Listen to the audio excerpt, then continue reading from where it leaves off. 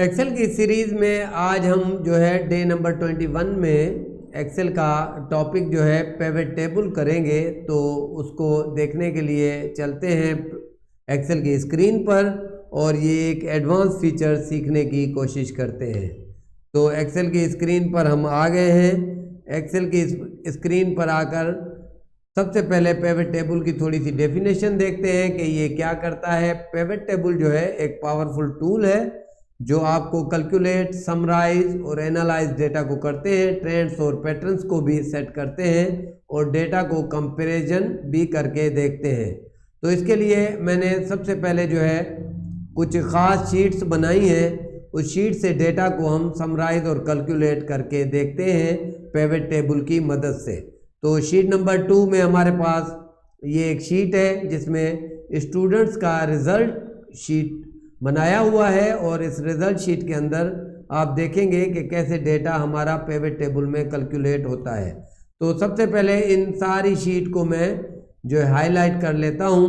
Highlight करने के बाद इंसर्ट में जाते हैं और इंसर्ट में यहाँ पर एक कॉर्नर में आपको ऑप्शन मिल रहा है पिवट टेबल का, तो इस पर क्लिक कर दें। अब ये पिवट टेबल का ऑप्शन आपको नज़र आ रहा है, इस पर आपने क्लिक करना है और जैसे ही आप क्लिक करेंगे तो आपकी शीट मुकम्मल जो है उसकी रेंज जो है सिलेक्ट हो जाएगी। अगर नहीं हो रही तो आप यहाँ से जाकर इसको दोबारा अच्छी तरह सिलेक्ट कर लें।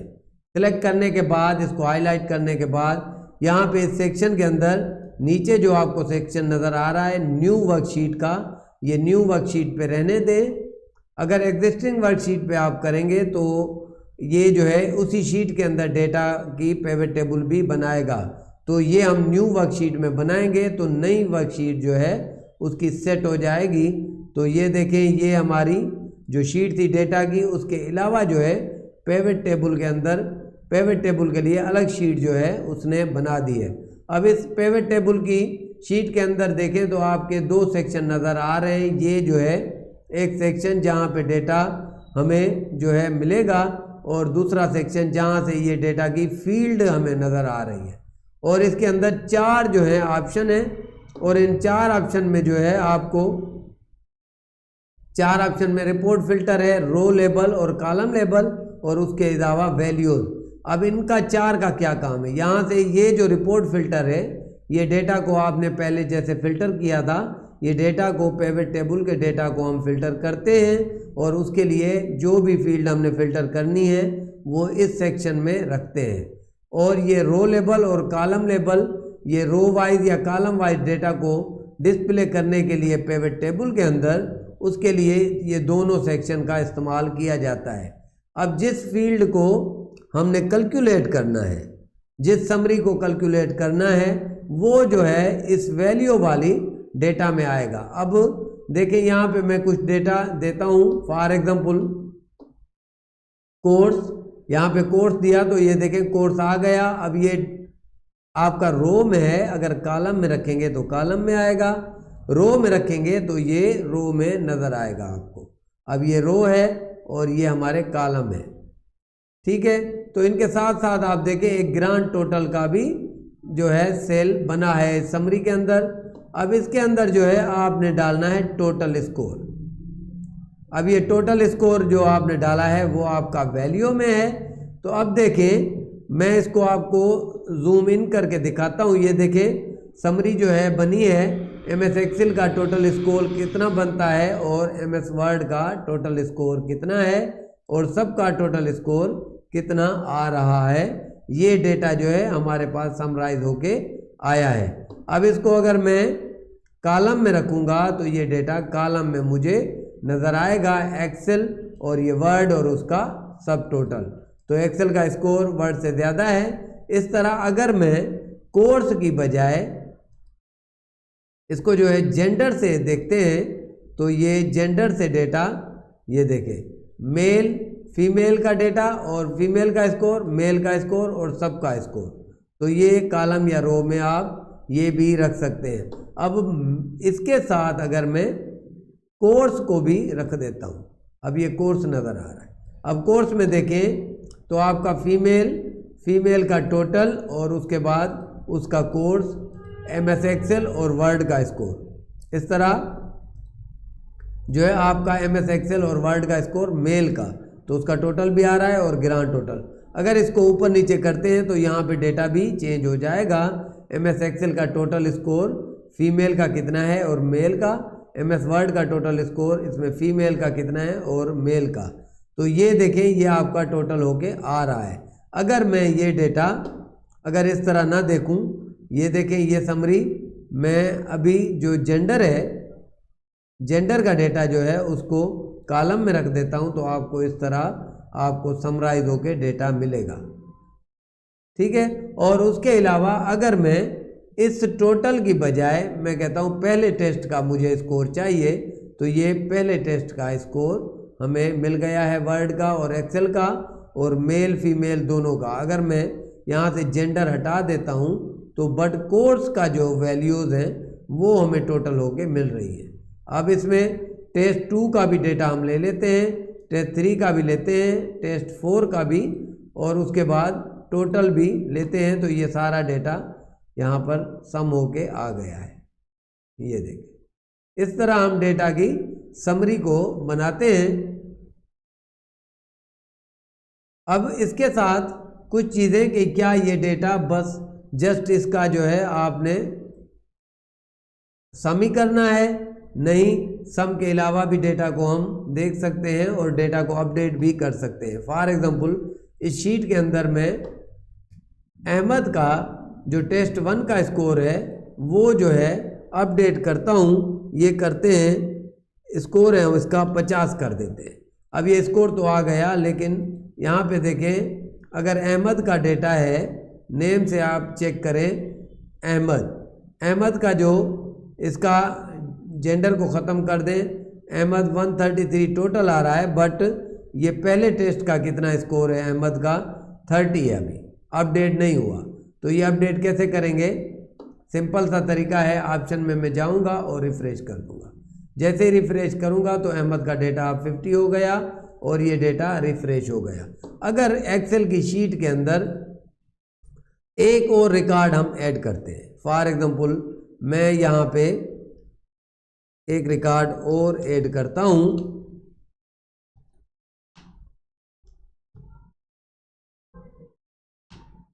और इसका स्कोर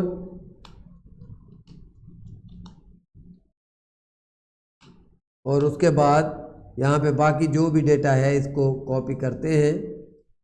ये देखें, ये डेटा आ गया। अब सुमेरा का डेटा जो है आप देखें इस शीट के अंदर, तो आपको नज़र नहीं आएगा। अगर इस डेटा को आपने चेंज किया है तो आप डेटा सोर्स को भी सेट करें। अब डेटा सोर्स को सेट करने के लिए मैं शीट के अंदर जो है इसकी सिलेक्शन को जो है वहाँ तक जो लास्ट डेटा हमने सेट किया है वहाँ तक इसको ले जाता हूँ और ओके कर देता हूँ। अब देखें ये डेटा भी इसमें आ गया है। तो इस तरह डेटा को चेंज भी कर सकते हैं और रिफ्रेश भी कर सकते हैं।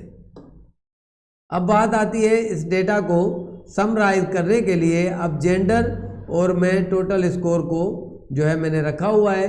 अब डेटा जो है जेंडर का मैंने यहाँ पे रिपोर्ट में ले जाना है और यहाँ पे कोर्स का डेटा लिखना है।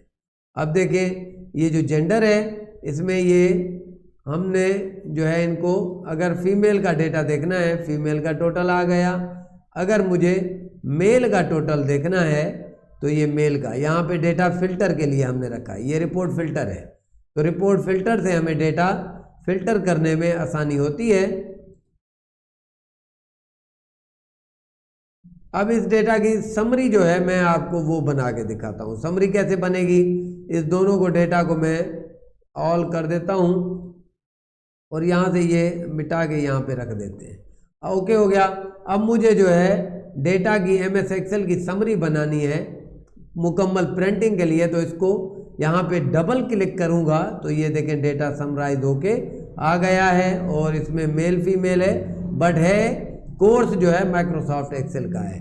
इसी तरह अगर डेटा मुझे वर्ड का भी चाहिए तो वो डबल क्लिक करके वर्ड का डेटा में ले आऊँगा। तो ये सारा MS वर्ड का है, मेल फीमेल, बट कोर्स जो है हमारा MS वर्ड है।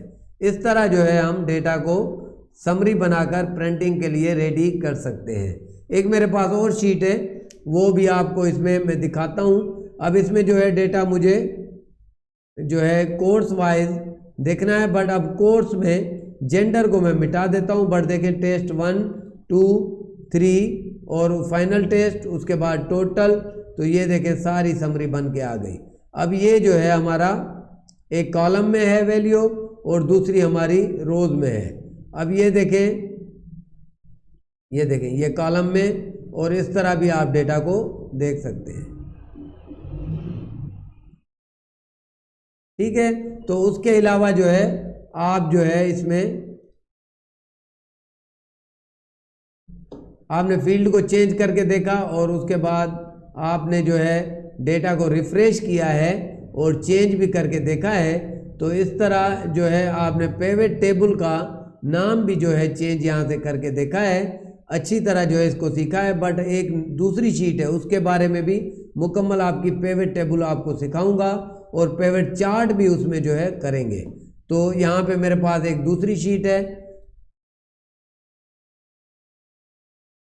ये शीट। अब इस शीट के अंदर जो है डेटा कुछ फील्ड है, आर्डर है, प्रोडक्ट है, कैटेगरी, अमाउंट, डेट और कंट्री। इसको जो है मैं सिलेक्ट करता हूँ और इसकी एक इंसर्ट में जाकर पिवट टेबल बनाते हैं और ओके करते हैं, तो ये पिवट टेबल बन गई। अब इसको जो है कैटेगराइज वाइज जो है चेक करते हैं। तो मेरे पास एक अमाउंट है जो कि समरी बनेगी टोटल की, और उसके बाद है प्रोडक्ट। अब ये प्रोडक्ट की टोटल है, या तो मैं कैटेगरी करूँगा।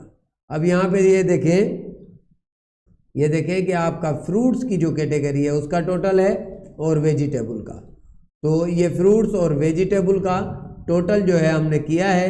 इस तरह अगर मैं इसमें प्रोडक्ट के साथ कंट्री भी लगा देता हूँ, तो देखें फ्रूट्स और फ्रूट्स के बाद कौन कौन सी कंट्री का फ्रूट्स है और कितनी अमाउंट का है, वेजिटेबल कौन सी कंट्री के हैं और कितनी अमाउंट के हैं।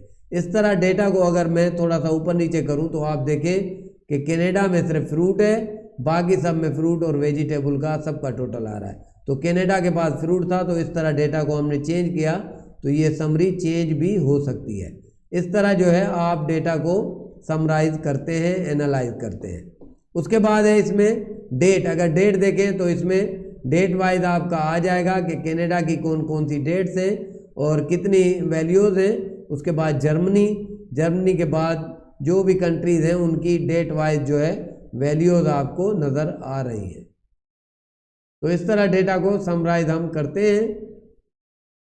अब इसकी अगर समरी मुझे बनानी है फ्रूट की, तो मैं डबल क्लिक करूंगा तो फ्रूट की यहाँ पे डिटेल जो है आपके सामने आ जाएगी। और अगर वेजिटेबल की बनानी है तो उस पर भी डबल क्लिक करेंगे तो उसका भी डेटा यहाँ पे आ जाएगा। ये हमारी जो है समरी है। और उसके बाद मैं इस डेटा का चार्ट बनाता हूँ। तो इस डेटा का पिवट चार्ट कैसे बनेगा, ऑप्शन में जाएंगे और यहाँ पे ये पिवट चार्ट में जाएंगे। यहाँ से आप कैटेगरी सिलेक्ट करें, मैं ये कैटेगरी सिलेक्ट करता हूँ और उसके बाद इसको ओके करते हैं। तो अब देखें इसका जो है चार्ट जो है डेटा का हमने बना लिया है। ये रिपोर्ट चार्ट है जिसमें हमने कैटेगरी और उसको जो है कंट्री जो है कंट्री वाइज और कैटेगरी वाइज जो है एक चार्ट बना लिया है। उसका सम या जो भी वैल्यूज़ हैं वो भी आपको नज़र आ रही हैं। तो इस तरह आप डेटा का चार्ट भी बना सकते हैं। तो ये था हमारा आज का जो है वीडियो जिसमें हमने पिवट टेबल एक्सेल को अच्छी तरह सीखने की कोशिश की है। उम्मीद है कि आपको पिवट टेबल के तमाम जो भी फीचर हैं अच्छी तरह समझ आ गए हैं। Thank you. अल्लाह हाफिज़।